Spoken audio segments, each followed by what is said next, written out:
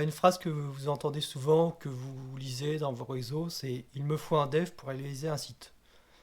Alors, par exemple, ça peut être pour réaliser un site de e-commerce. C'est le meilleur moyen d'aller dans le mur, à mon avis, pour deux grandes raisons.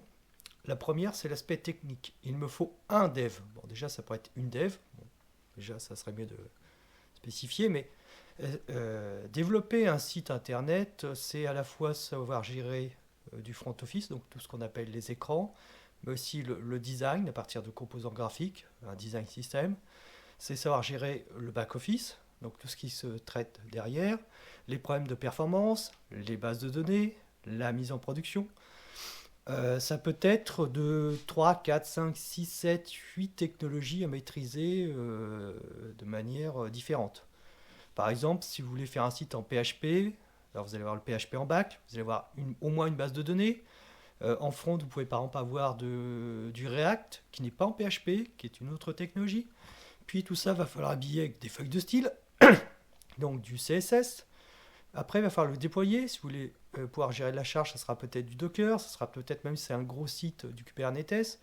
Et donc, ce sont plein de technologies différentes. Donc, souvent on dit, si vous voulez faire telle technologie, c'est pas un dev qu'il vous faut, ça s'appelle une équipe IT. Donc ça, c'est le premier problème. Et le deuxième, c'est qu'on grille un peu les étapes. J'ai besoin d'un dev pour réaliser un site. Mais un site, ça va traduire un besoin. Si je prends un site marchand, il y a toute une complexité fonctionnelle qui ne va pas sortir par magie. Si vous pensez qu'un site marchand, c'est juste, bah, il y a des gens qui mettent des trucs dans un panier et puis c'est livré. Non. Rien qu'à la gestion, par exemple, des prix en fonction des zones géographiques. Et du poids, par exemple, d'un colis, ce genre de choses, il y a des modules. Allez paramétrer un jour un WooCommerce, un PrestaShop, par exemple, juste sur cet aspect, juste le paramétrage. Vous allez voir à quel point ça peut être complexe, parce que par exemple, quand vous livrez en Corse, ça peut être beaucoup plus cher. Les dom-toms, ils sont en France, ça peut être beaucoup plus cher, ou ça peut être différent.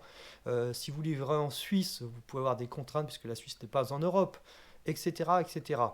Et vous n'avez pas forcément les mêmes transporteurs, donc pas forcément les mêmes coûts, etc., etc., etc. Et les déclinaisons, vous pouvez avoir un article qui existe en plusieurs tailles, en plusieurs couleurs. Donc comment est-ce que vous gérez ça au niveau de votre stock?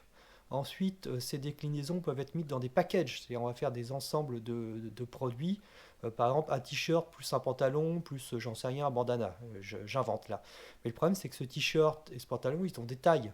Donc est-ce qu'on crée des bundles, des ensembles qui sont dynamiques, c'est-à-dire qui se déstockent au fur et à mesure, ou est-ce qu'ils sont déjà dans un paquet empaquetés et donc ils doivent être sortis du stock pour devenir un article bundle? Donc vous voyez, créer un site e-commerce, à part si vous vendez trois articles et vous avez un seul stock, parce que aussi vous pouvez avoir plusieurs stocks, avec des mouvements de stock à stock, ça peut devenir très complexe. Donc se dire il me faut un dev pour réaliser un site, c'est le meilleur moyen de finir dans le mur. Frederick Brooks, on va voir ici, dans son mythe du Mohomme, ça a été sorti il y a quand même 40 ans, c'est la Bible du génie logiciel, disait si un logiciel existe sur étagère, ne le développez pas, achetez-le.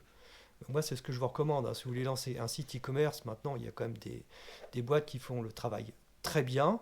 Shopify, PrestaShop, il y a des nouveaux venus aussi qui sont en train d'arriver, qui font Silius par exemple.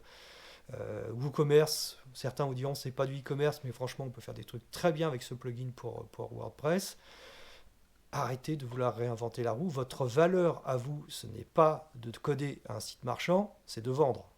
Donc, passez par un prestataire qui va vous paramétrer ça correctement. Pensez plus à quelle valeur vous voulez ajouter sur votre site. Par exemple, la possibilité par exemple, d'acheter un pantalon en deux tailles différentes et d'en envoyer une parce que les gens ne sont pas sûrs de leur taille. Ça apporte de la valeur. Ça, c'est un vrai problème. Pareil pour les chaussures. Voilà, là, vous apportez de la valeur. Mais dire j'ai besoin d'un dev pour réaliser un site. Et là, je devrais plutôt avoir tendance à vouloir vous vendre du dev, puisque mon métier, moi, c'est de créer du produit et après de faire bosser des devs.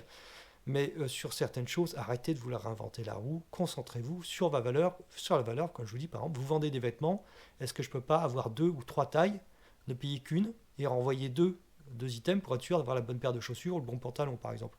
Mais ne passez pas votre temps à vouloir inventer la roue.